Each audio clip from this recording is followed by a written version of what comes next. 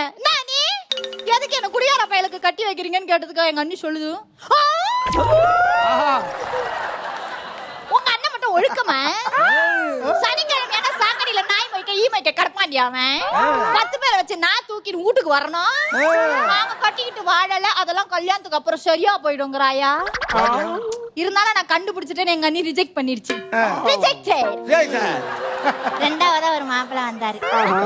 நானும் ஆசையா அப்படி வெட்கப்பட்டுக்கிட்டு எட்டி பார்த்தேன் பாருங்க. ஏமா அதெல்லாம் பண்ற? இதுங்க பொண்ணு பார்க்க வந்தா சும்மா இருக்குங்களா? எங்க பாட்டு பாடி காமி, எங்க டான்ஸ் ஆடி காமி.